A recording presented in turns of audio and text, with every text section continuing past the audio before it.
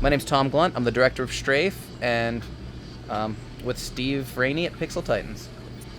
Okay, so Strafe is a throwback shooter to the mid '90s, and are like really influenced by games like Strafe, Jesus Christ, like Quake, Doom, those early id games. I know just over But additionally, we are a roguelike. So every time you play the game, it randomizes the layout, the enemies.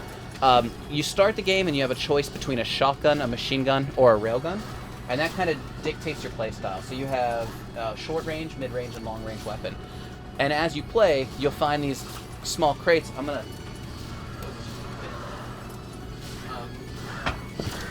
You'll find those little metal crates that if you shoot it, it'll launch a power-up into the air so that you can grab it in the heat of battle. We try to balance most of the game around speed, so that if you're skilled at the game, as you grow, it becomes more fun to play and watch. So Steve, like, hit that crate. So that has a power-up in it. Okay, he just upgraded his accuracy with a shotgun. That's permanent for this run. So if you're able to survive, your gun will get stronger and stronger and stronger. But only sticking to one gun for the whole game would be really boring. So as you play, you'll find these different weapons in the environment that you can run over and pick up. And we treat those as power-ups. You can't reload them. You can't, like, you can save them for later. If you were to mouse wheel up, you can, like, pocket it. But if there's, like, say you pick up a pistol and there's 10 bullets in it, there's 10 bullets in that pistol. So you empty it out, and then when it's empty, you can throw the pistol at an enemy to kill it. So it kind of, we want to combat that thing we used to do. So actually, there's a pistol right here. Where I would play games, and I would save all the weapons in my inventory and then never use them. No, I always do the same yeah. thing. Yeah. So this is for you then, because, like, so now he's out of ammo with it. He's holding it like a ninja star, and he will basically be able just to throw that at an enemy, kill him, and then he's back to his shotgun. So you can, like, if you grab a rocket launcher or something like that, you can save it for later. But even things like the exploding barrels, you shoot a barrel and it explodes, right? Yeah. But in our game, you can press E, pick it up, and now it's this risk-reward style grenade, where if you get shot, it blows up in your face. But if you click, you throw it, and you can bring the pain straight to the enemy's face. So this one uses like a bat. And, yeah, I mean, that's basically, he broke his legs on impact. So the whole point of this is, oh wait. So that door opens like a 56K modem, super slow, and I'm hoping people get super annoyed by that, and then they see the fragile decal over the computer and go, wait a minute, and they shoot it and it just opens instantly. So there's no load screens in Strafe. It's straight into the action. This build will have hiccups at times because we are working on a new zone, so it's like you're gonna see it like freeze up as it loads. That's not how the full game will be. Oh, this is a remake of... Oh yeah! So every level has a...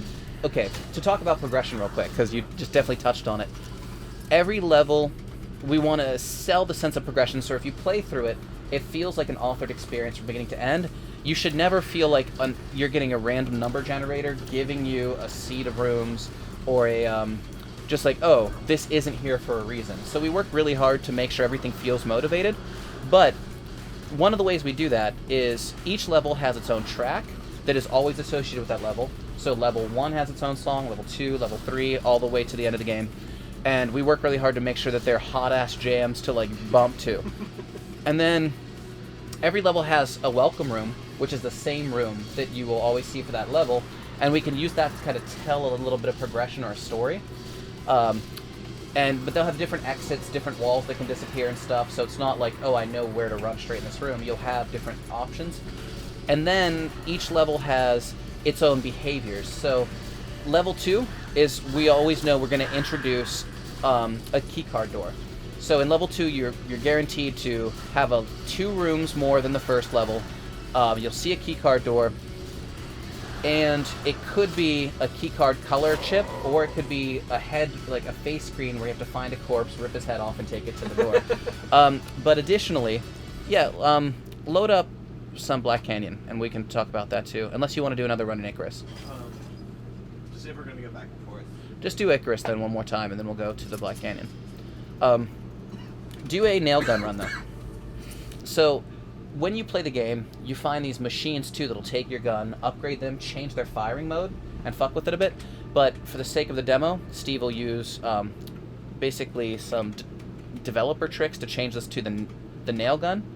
And let's do mines. Mines might have a huge glitch with them if we run into a bad day, but I like the mines, so we're gonna chance it. So the mines, you click them to a wall. You can shoot them to anything that isn't living, and it'll stick to it. When the red light turns on, you can click again to blow it up. So the secret, Steve, is believing in yourself. So the way, real quick, before you kill any enemies, shoot the wall, and, like, don't let go of the... Is it bugged? I mean, I can let go, but... Okay.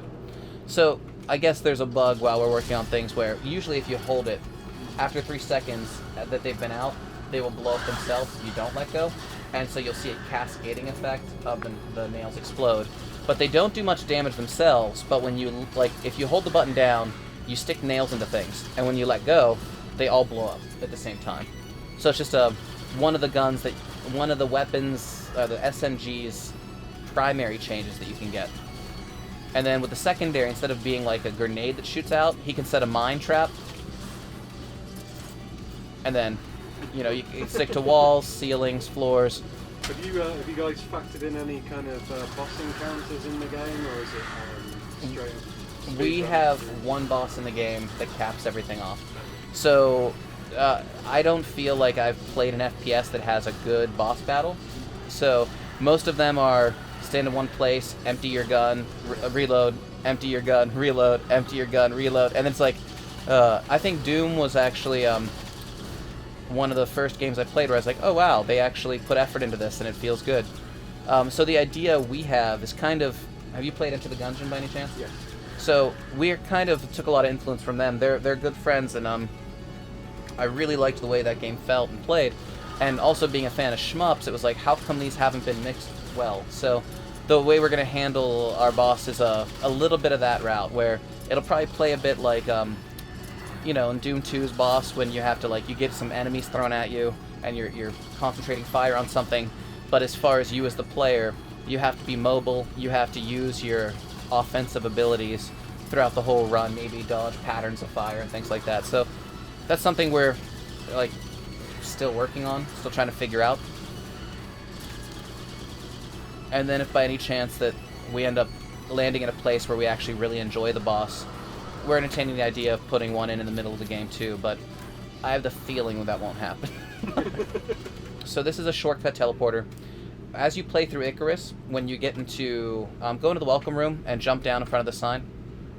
Or no, jump to your right up on that ledge, and then look at it from, we'll explain kind of how this works. So this is a big hitch while it's loading in the zone. Once again, this is just because we're in the middle of development on it. So up there, when you're in Icarus, you go to the exit room, you kind of, you know, show up in tubes.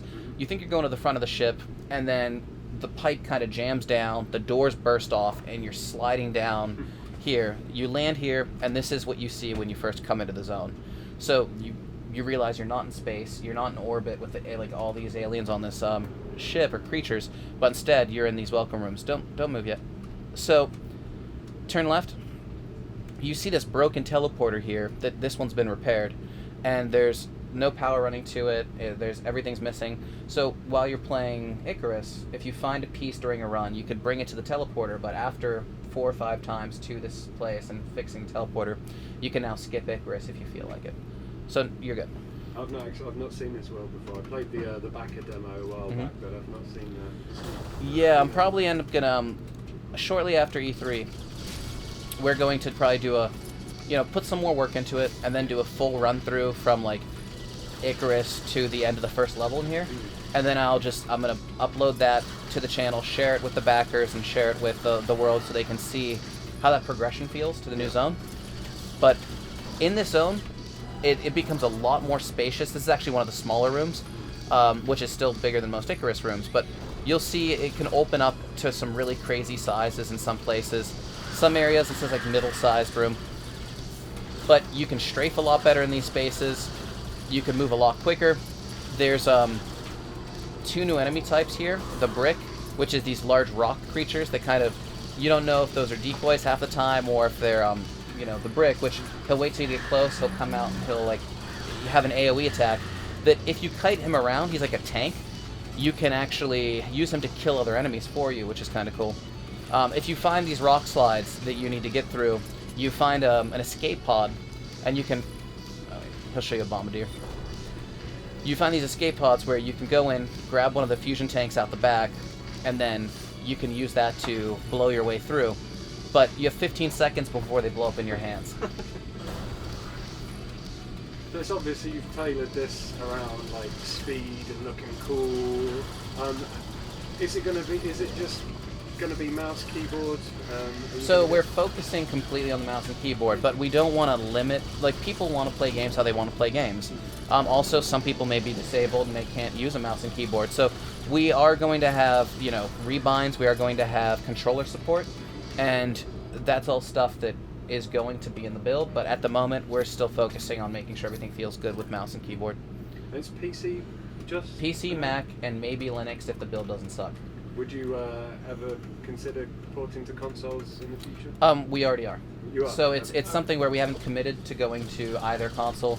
We haven't figured all this stuff out, but we're definitely working with Devolver and like now having infrastructure to talk about these things. You know, we're making the game, we want people to play it. So, but first and foremost, our focus is delivering what we promised to people, making a great single-player experience that is on PC and Mac. Maybe Linux if it doesn't suck. But of course we want to go to console because there's people there who would love the game.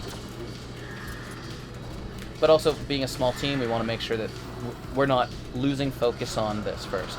Well, I think the new Doom's proved that you can do a fast-paced shooter with on console. I mean, I would argue that, you know, Call of Duty has too, even though that's not the game we're making. You know, there's a lot of shooters that have been played well on console since Halo. Yeah. So I'm not a hater of console shooters, but, you know, when you're making an old-school shooter, you definitely want it to be great on PC. That's why you'll never see a radio menu. You'll never see things like that, because it's like, even if we go to console, we're not going to have that, you know? Because, I mean, that was the worst thing, is when you would hear, like, we're making a game for PC gamers, and, like, then you see, like, oh, then why are you building in radio menus? Yeah. And then, like, a month out from release, like, come into every console, too. It's like, we know. You've been showing off radio menus. So, yeah, I mean, ultimately, this zone... still fast. You can see here he's like in a cave. We're gonna make the first zone, since we're still in the middle of development on this zone.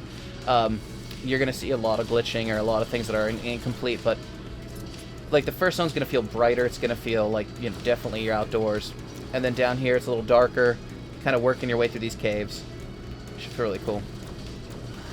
And then level 3 at the moment is probably super broken. So I'd appreciate it if you didn't show it off without any caveats. But we'll see if it loads. Since we've been, for this demo, since this is an in-progress zone, we've been locking seeds, so we show off, like, the ones that we know are working. But we've been running into the problem, since Steve implemented the script last night, we've been noticing, like, oh, sometimes you get thrown into outer space. There goes that. Right, bad time to run out of ammo. When you do run out of ammo, one thing you'll notice is, even on your main weapon, since it is your weapon, you can use it like a baseball bat. So it's like, you're not just using your fists. That's what you do if you don't have something to hit people with, you know? So, okay. Bugs. Yeah, it shouldn't be raining in here. Were those green lights on the floor? Were those a bit of markers to... Those are called beacons, and what we use them for is they procedurally connect to the beginning of the level to the end. Okay. And the point is, if you're looking at them one direction, they appear green. If you're looking back at them, they're orange, so that you say, I know I'm looking at the front of the level, I'm going the wrong way, or I'm looking at the right way. Okay.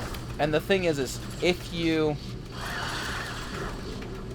able to deviate from that path to explore these maze-like rooms, you can find upgrades, you can find perks, you can find these things that aren't on the main path.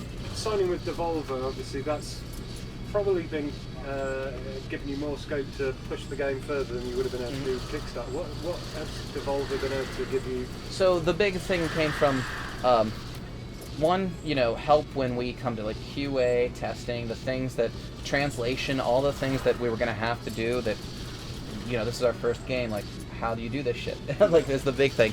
And then two, we knew that initially we wanted to release the game January of 2016, and it came to the point where we're like, as we built the game out, as things got like, we were like, we can either make half the game we want to make, or like just make it great. So talking to them, it was like we would be out of money by the time we would get to early 2017. So with Devolver, they were able to help fund the finishing of the game. They were able to help us get everything together, and basically facilitate us making the best game we can.